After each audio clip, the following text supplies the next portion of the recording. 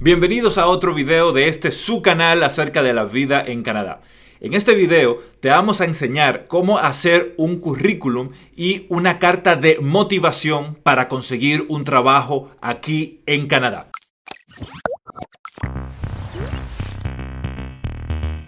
Nos acompaña Eviani de los Santos, quien es una experta y nos va a ayudar a cómo conseguir un trabajo aquí en Canadá. ¿Cómo estás, Eviani? Hola Raidel, todo muy bien, gracias. Gracias por invitarme. Gracias por aceptar la invitación. Pues hay una cosa que me preguntan mucho en Instagram y por el YouTube, y por eso hemos contactado a la persona más experta para respondernos a esa pregunta. Y es que sabemos que nosotros en nuestros países latinos tenemos una forma distinta de cómo preparar un currículum, y la llamada carta de motivación o cover letter, como le llaman en inglés, es algo que no es tradición en nuestros países y muchas veces las personas no saben cómo hacerlo. Entonces, háblanos un poco primero de el currículum, las diferencias de un currículum para Latinoamérica, donde a veces te exigen o te recomiendan poner hasta foto, el sexo, o sea, estado civil y cosas que aquí no se piden. Pues háblanos un poco de cuáles son esas diferencias. Bueno, de manera principal, las diferencias son a nivel de formato y en el tema del fondo, o sea, de las informaciones que contienen los CV o resumes, como se llaman aquí, son muy puntuales. O sea, empecemos primero con la parte de contacto o de información personal. En Canadá no te piden información personal, y cuando me refiero a ese tipo de información, me refiero a tu número de identidad, a tu género, a tu dirección y todo lo demás. Lo importante es que tú tengas un apartado con el contacto, con tu número de teléfono. Puedes poner tu postal code como referencia a dónde estás ubicado, la ciudad, o también que es muy importante tu email. Otra de las cosas importantes es que en Canadá no se usan fotos. En muchos de nuestros países latinos sí se utilizan, pero aquí eso es un no. Entonces, Canadá, para aplicar a trabajos en empresas canadienses, tú tienes que tener muy pendiente que, a diferencia de nuestros países, se hace un CV para cada posición. O sea, nosotros tenemos en nuestros países un currículum general que cuando alguien te dice, ay, mándame tu currículum, tú no sabes cuál es la posición, tú simplemente le mandas lo que tú has hecho. En Canadá no. En Canadá tú tienes que hacer uno especial para cada posición donde tú vayas a resaltar tanto tus skills, o sea, tus competencias, o como tus experiencias laborales anteriores referentes a la posición que vas a aplicar. En ese orden de ideas, Evi, hay algo muy frecuente, y es que en nuestros países las personas entienden que mientras más largo el currículum es mejor. Entonces quieren tener un currículum de 20 páginas porque entienden que eso va a decir que tiene mucha experiencia. No. ¿Tú qué tienes que decir al respecto acerca de la longitud del currículum? Bueno, les voy a decir algo. Yo como reclutadora aquí en Canadá, porque trabajo como reclutadora bilingüe, les puedo decir que nosotros duramos aproximadamente 2 o 3 minutos con cada CV para una posición específica. Mírenme bien, 2 páginas máximo, por favor. Lo importante es destacar qué tienes para ofrecer de acuerdo a la posición que quieres aplicar. Entonces hay algunas reglas generales. Se ponen máximo 3 posiciones. También el formato que vas a usar. Si eres una persona con mucha experiencia, puedes usar un formato que esté basado en tus competencias. O también, si acabas de graduarte, puedes usar un formato skill-based, o sea, basado en tu competencia en vez de un formato general. Pero bajo ninguna circunstancia, más de 2 páginas. O sea, lo ideal es que tu CV llame la atención y que tú puedas identificar cuáles son las cosas que vas a poner en él que llame la atención del reclutador. O sea, menos es más. Uh-huh. Y en ese orden de ideas es bueno optimizar el espacio en esa página. Exactamente. Eso es una de las cosas principales de las cuales yo ofrezco. Y, por ejemplo, yo como reclutadora me fijo mucho en qué capacidad tiene el candidato en poder resumir, en poder optimizar y eficientizar mi tiempo. Porque si yo estoy buscando a alguien, por ejemplo, un jurista, alguien que trabaja en leyes, eso es muy importante. Los abogados tienden a hablar mucho, entonces es importante yo saber que tú tienes la capacidad de poder resumir las cosas. También otra cosa muy importante es que, a diferencia de los currículums que se hacen en Latinoamérica, en Canadá no se ponen las referencias. Se pone referencias si se las solicitan, pero no se ponen las referencias ni personales ni profesionales. ¿A qué se debe eso, Vianney? Ok, no, bueno, honestamente yo entiendo que es una cuestión de, poder, de la privacidad y también que existen empresas que se dedican específicamente a hacer el background check, donde está incluido esas las referencias. Ojo, no todas las empresas en Canadá contratan ese servicio como outsourcing, algunas lo hacen directamente. Por ejemplo, en donde yo trabajo, nosotros hacemos las dos, de acuerdo de la provincia donde esté ubicado la posición, entonces se puede hacer que la referencia la haga directamente la empresa o sea un externo. Hay varios tipos de referencias, no solamente referencias personales o profesionales, también se hacen el background check que incluye la parte educativa. O sea, eso ya es otro video, otra entrevista, otro proceso. Nos enfocamos en las diferencias principales del CV para Latinoamérica y también hay para Canadá, y es cero información personal, eso no se pide. El formato debe de ser máximo las 2 páginas, las últimas 3 posiciones, y con una gama de skills que no solamente incluya los hard skills, o sea, tus skills técnicos, sino que también tú puedas hablar un poco de tu personalidad. Es muy importante identificar que al igual que el CV, el cover letter, lo voy a mezclar aquí, aunque no estamos hablando de eso todavía, es como es una mezcla, eso va a ser tu candidatura. Entonces, como generalmente los cover letters no se leen, pero tú tienes que enviarlo como quieras, es importante que en tu CV tú dediques en la parte de los skills algunos espacios para tú poner tus soft skills entendiéndose como aptitudes personales. Bueno, yo creo como que ahí ya toqué los diferentes puntos más principales. Pues ya que empezaste a hablar del cover letter o carta de motivación en español, pues entonces vamos a hablar de eso, que no es familiar para nosotros. Nuestros países no piden eso. ¿Qué es la carta de motivación? Tal cual, en nuestros países no piden eso, y al menos que tú hayas hecho algunos estudios en el extranjero, en Europa, por ejemplo, en Estados Unidos, sí tú conoces el concepto, pero si eres totalmente ajeno al concepto, te voy a decir, cover letter, tal como su nombre lo dice, es como que esa es tu presentación. Es una carta que tiene máximo una página, tiene formatos específicos, una carta formal, con formato formal. Entonces, en ella tú vas a expresar 3 cosas importantes, y es quién eres, por qué estás interesado en esta posición y por qué tú eres la persona que deberíamos de contratar para esta posición. Entonces, aquí es donde se analiza, digamos, la capacidad que tiene el candidato de poder optimizar, de poder eficientizar, porque tú tienes que responder esas preguntas en el cover letter en una página. Y yo me voy más lejos, lo ideal es que no pase de 4 páginas, o sea, un cover letter tiene contacto, tiene a quién va el recipiente, el receptor, perdón. Después viene un opener, que es principalmente donde tú dices, yo estoy interesada en esta posición, porque si hay un candidato, no sé, lo vi en internet o lo que sea. O sea, como que el opener es donde tú expresas tu interés. Después viene el body del cover letter, o el cuerpo de la cover letter, que ahí es donde tú vas a poner quién eres y por qué tú eres importante, como por qué tú eres un candidato que podría ser interesante para la posición.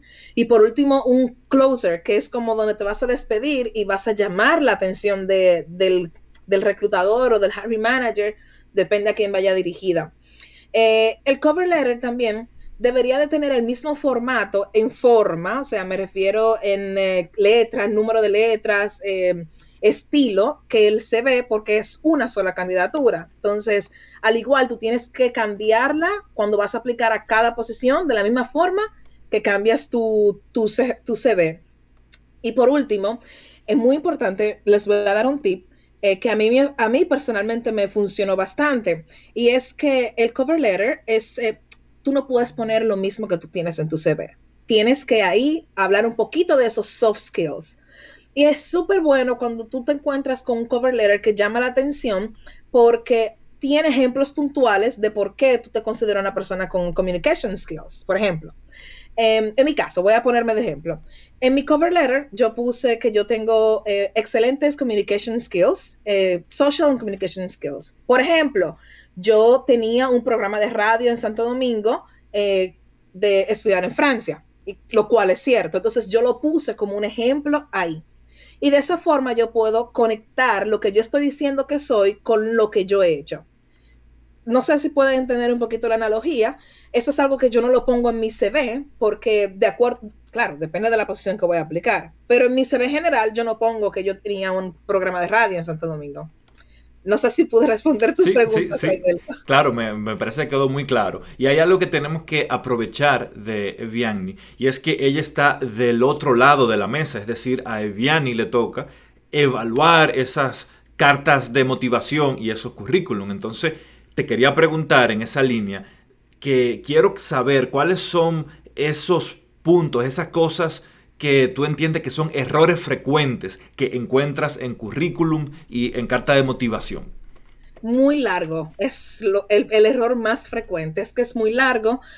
También que la gente no se tome el tiempo para identificar los requisitos de las posiciones y conectarlo con sus propias experiencias. Lo que decíamos, como que quieren decir mucho. Y eso es algo que veo en los candidatos latinos principalmente. Quieren decir mucho y no potencializan el espacio. También, bueno, además de lo del formato de las informaciones personales, que nosotros no lo usamos, yo diría que el error principal es que es muy largo y que no pueden, se les hace difícil como conectar. También el, a veces saben que no pueden pasar de 2 páginas, pero ponen esas 2 páginas tan cargadas que es difícil encontrar la información que nosotros queremos. Por ejemplo, si yo estoy buscando un project coordinator, o sea, obviamente a mí me encantaría tener una persona que tenga experiencia en la coordinación de proyectos, pero no necesariamente que sea un PMP, o sea, que tenga la certificación. Sería bueno porque no es el nivel de la posición que estoy buscando.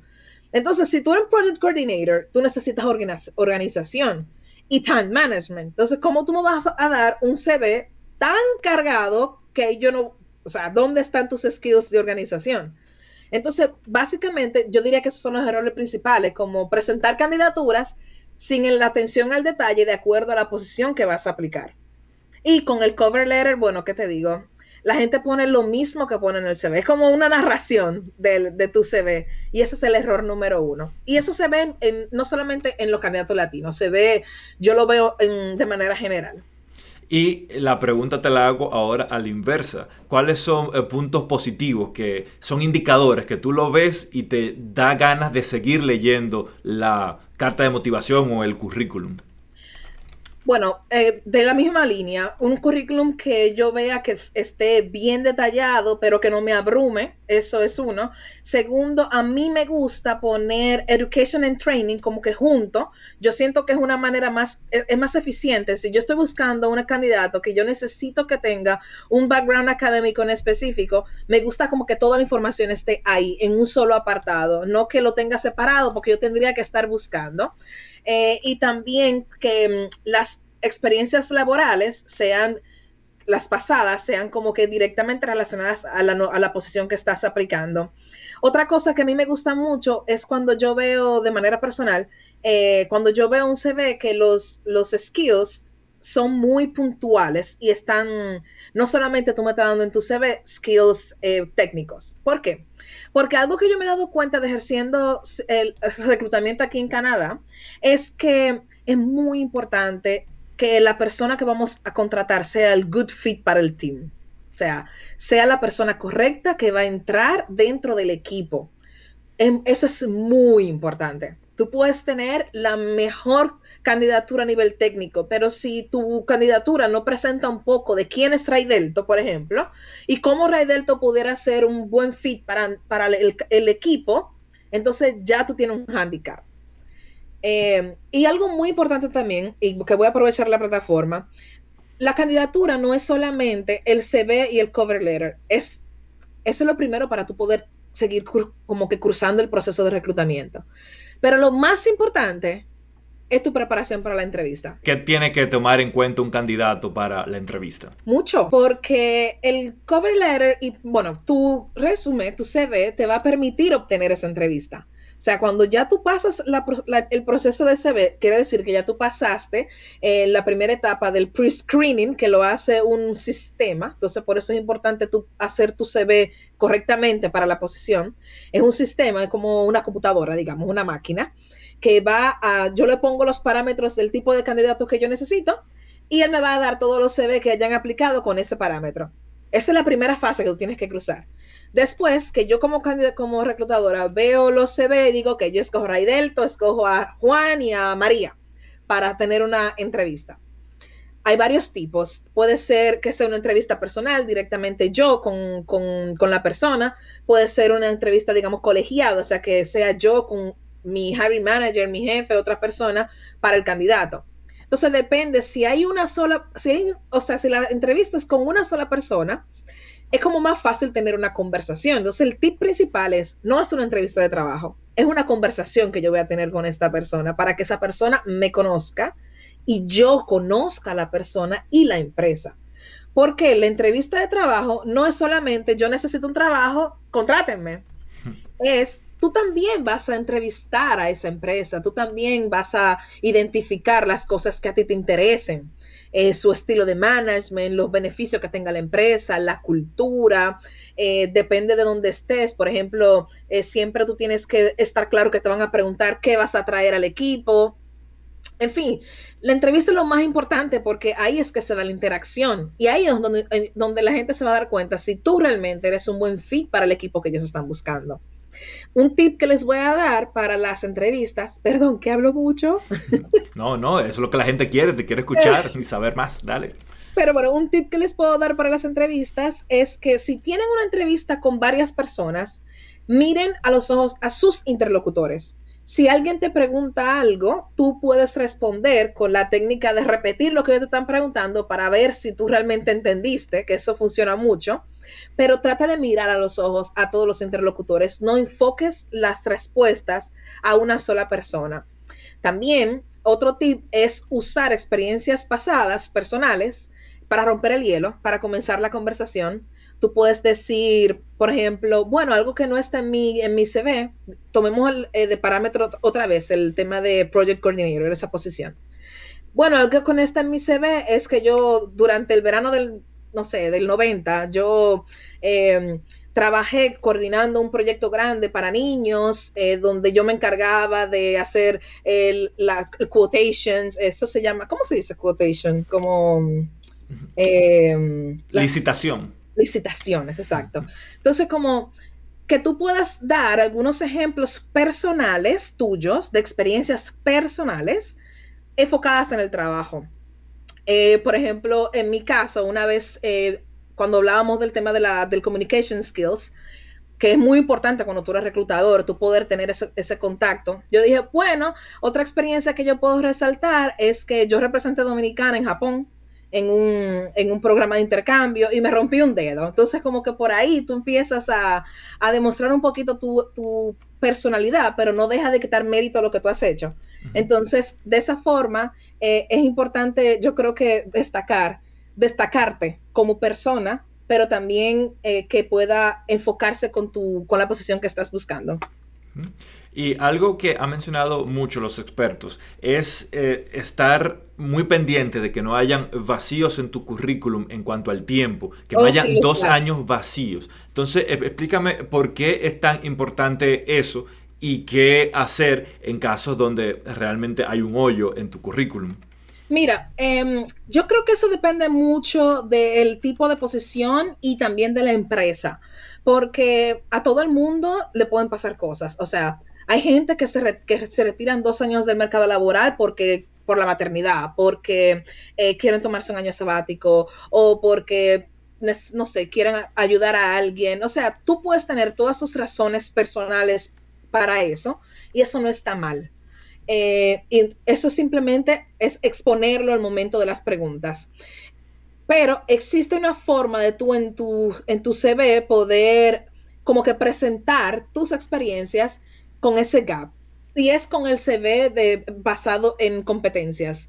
Porque cuando tú tienes ese CV basado en competencias, la manera en la cual tú pones tus experiencias laborales es diferente. Entonces, es como que es difícil que el reclutador se ponga a ver o que el hiring manager se ponga a ver específicamente de tal año a tal año este muchacho no hizo nada, porque las experiencias están presentadas de manera diferente.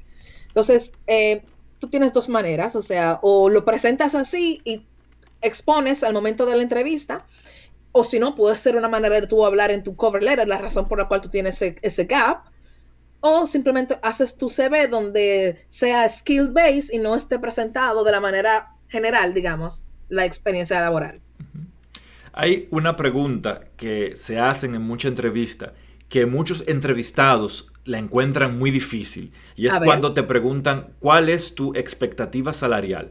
Entonces el entrevistado se ve un poco retado porque no quiere poner un monto muy alto que esté fuera del alcance del empleador, pero tampoco quiere decir un monto que sea más bajo de lo que el empleador está dispuesto a ofrecer. Entonces, claro, ¿qué respuesta tú recomendarías al entrevistado dar a esa tan temida pregunta?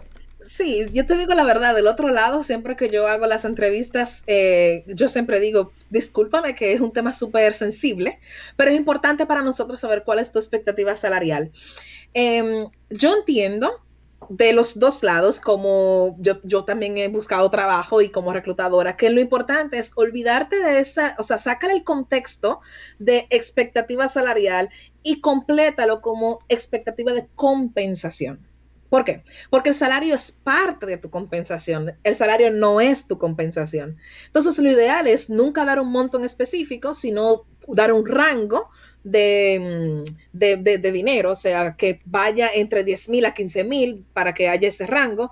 Lo que yo entiendo es que, o sea, por ejemplo, si yo quiero una posición que mi salario ideal son $50,000, pero yo como necesito el trabajo, yo necesito 35 para comenzar, yo diría siempre, bueno, mi compensación salarial estaría con un salario, perdón, vamos a recapitular eso. Mi compensación, mi paquete de compensación sería un salario desde 35 a 50,000, vamos a decirlo así, yo espero un paquete de vacaciones de 2 a 3 semanas, en Canadá son 2 semanas, pero eso es negociable con el empleador, full benefits. O sea, depende de lo que es importante para ti. Y ahí hago un pequeño paréntesis para poner en contexto a las personas. Cuando habla de 35,000 a 50,000 dólares, primero, estamos hablando de dólares canadienses. Y sí, segundo, al año. Porque en muchos países de Latinoamérica se utiliza el sueldo mensual. Mensual, exactamente. Sí. Gracias, Raidelto, sí.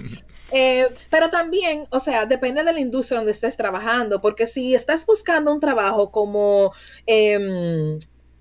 warehouse, como, no sé cómo decirlo en español, esa frase, como las personas que trabajan en almacenes de empresas grandes de distribución, o sea, ese nivel, donde los trabajos son por hora, entonces tú puedes dar un rango por hora. Por ejemplo, si estás en Ontario, que el salario mínimo son $14 por hora y vas a una posición donde sea por hora, entonces tú dices, yo estoy buscando un salario dentro de mi paquete de compensación de entre 15 y $18. O sea, es como que siempre decir un rango, no un monto en específico. Y te ha tocado que un candidato te dice un rango que es por encima de lo que está dispuesto a pagar por ese puesto. Sí, claro que sí, muchísimas veces y mucho. Pero también yo creo que la técnica está para los candidatos, es decir, porque obviamente el dinero no lo es todo, pero sí es importante, no nos vamos a engañar. O sea, pero el paquete de compensación incluye el salario. Entonces hay cosas que, por ejemplo, para mí, el salario es importante, pero yo valoro un poco más tener más días libres. Entonces así yo puedo como que compensar. Entonces, una forma de decirlo para que tu rango no sea extremadamente alto es como, pero yo estoy abierto a negociaciones. Okay. Estoy abierto a que podamos hablar. Es siempre importante demostrar que tú no estás buscando el trabajo porque estás desesperado y que el dinero es lo que a ti más te importa.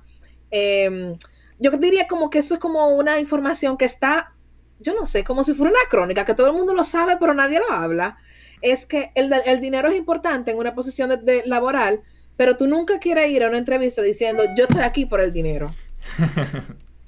Sí, hay un meme con eso, que le preguntan al entrevistado, ¿cuál es su mayor motivación para este trabajo? Y dice, mi mayor motivación es poder comer al mediodía. Oh, wow. Bueno, eso ya, ahí es diferente. Pero yo creo que con la técnica de tú decir un rango y tú hablar de compensación, paquete de compensación en vez de salario, es una manera de tú poder como manejar la conversación. Ya el equipo de producción nos está haciendo señas. Allá en la última parte de esta entrevista queremos ya hablar un poco más con Eviani la persona, no con Eviani la consultora, y hablar un poco de tu experiencia. Tú tienes cerca de un año viviendo en Toronto, Ontario. Cuéntame eso, ¿cómo llegas a vivir desde República Dominicana hasta Canadá? Bueno, efectivamente tengo un año y medio, realmente, sí, un año y medio. Yo vine, bueno, yo fui invitada por Ontario por el programa de las personas que hablan francés, el stream por hablar francés. Entonces fue muy rápido realmente y aquí estoy. Mi idea principal era irme a Montreal por el idioma, pero la vida me trajo a Toronto y la verdad que no creo que me mude. Entonces vine así, vine por un programa provincial. Sí, y quienes no conocen a Eviani, ella fue profesora de francés, estuvo por muchos años vinculado a la Alianza Francesa, específicamente al departamento llamado Campus France, que trataba el tema de estudios internacionales. Entonces, muchas personas que te están viendo esta entrevista se preguntan, con tanto contacto con Francia, ¿por qué no te mudaste a Francia en vez de mudarte a Canadá? Ay, porque Francia está en Europa. ¿Y entonces? Eso está muy lejos. No, bueno, en realidad lo que pasa es que a mí yo amo Francia, yo estudié en Francia y hay una parte de mí, digamos que media francesita, que yo nunca la voy a dejar y la verdad todavía estoy en contacto con el país a nivel profesional y todo lo demás. Pero lo que pasa con Canadá es que Canadá te ofrece algo que Francia no tiene y es integración. En Francia hay mucha gente y tú nunca vas a ser francesa, aunque tú tengas toda la vida viviendo allá. No es que yo me vaya a ser canadiense aquí, pero yo no me voy a sentir fuera de la sociedad, porque aquí la mayoría de la gente son inmigrantes o vienen de familias inmigrantes. Entonces, eso es número uno. Segundo, porque está a 4 horas de Santo Domingo. Entonces, mi familia vive en Estados Unidos y Canadá ofrecía esto. Y lo más importante es que en Francia no hay programa de migración como hay aquí. O sea, aquí yo entiendo que hay una apertura muy, no fácil, porque no es fácil, pero muy detallada de tu poder realizar tus sueños a nivel profesional y personal, de vivir en una sociedad como la canadiense, por un programa de migración. Entonces, bueno, eso principalmente fue mi motivación. Y tal como habíamos dicho en esta reseña, el francés es un idioma muy fuerte para ti. ¿Cuál idioma dominas mejor, el inglés o el francés? Mira, cuando yo trabajaba en Francia y trabajaba en Dominicana con contacto 100% francés, obviamente el francés era mi segundo idioma, pero antes de eso el inglés era mi segundo idioma. Ahora mismo, yo diría que el inglés volvió a ser mi segundo idioma porque estoy trabajando en un ambiente meramente anglosajón. Aunque como soy una reclutadora bilingüe y me encargo de toda la provincia de Quebec, yo también hablo francés todo el día. De todas formas, yo diría que, bueno, español como mi idioma materno, el inglés, el francés, que está como que ahí, no sé, depende del día. Y el portugués, que también hablo portugués, pero realmente es una pregunta muy difícil de contestar. Sí. Hoy es el francés, porque estoy viendo una serie francesa, pero mañana puede ser... Viéndolas para los que están viendo, mucha gente hay habla... una serie maravillosa en ¿Cómo Netflix. se llama? En inglés se llama Call My Agent. ¿Y en francés? En francés, il s'appelle 10%, como 10%. ¿C'est une série québécoise o française? Bueno, francés de Francia. Yo todavía estoy ahí, se me hace muy difícil. Justo eso te iba a preguntar, esa era la próxima pregunta, que sobre el francés, ya que empezamos a hablar sobre el francés, es una gran pregunta que siempre nos hacemos acerca de la dificultad que tienen las personas que hablan el francés de Francia de comprender el francés hablado en Canadá. Entonces, háblanos de esa experiencia, ¿cómo ha sido esa experiencia comprendiendo el francés que se habla en Canadá? Sí, en realidad ha sido todo un reto. Cuando yo vine a Canadá la primera vez fui a Montreal y yo hablaba en inglés. O sea, porque yo no entiendo para nada, pero es una cuestión de costumbre. Al fin y al cabo, yo creo que como mientras tú empiezas a ponerte en contacto con el acento, es mucho más fácil entonces tú poder desenvolverte en el mismo. Hay palabras, hay frases principales como que son muy diferentes. Yo tengo miles de anécdotas, pero bueno, todo el mundo que trabaja conmigo sabe que yo aprendí francés en Francia, entonces como que no se molestan ni nada si yo les digo, perdón, como que me puedes repetir, o eso significa esto. Pero después tú aprendes, porque al fin y al cabo no es como que son tan diferentes. Tú te puedes comunicar perfectamente. Es, digamos que habituar el oído al acento.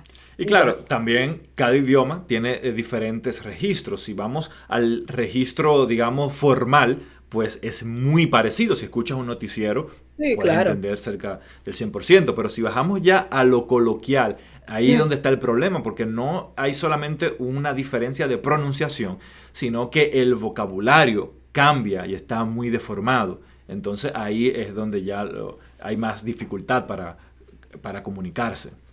Claro que sí, yo creo que yo le recomendaría a aquellos que hablan francés y que quieren venir a trabajar a Canadá o que quieren venir a vivir a Canadá fuera de Quebec o en Quebec, es que empiecen a buscar algunas herramientas o recursos con el acento quebecois para que tú puedas ir habituando el idioma.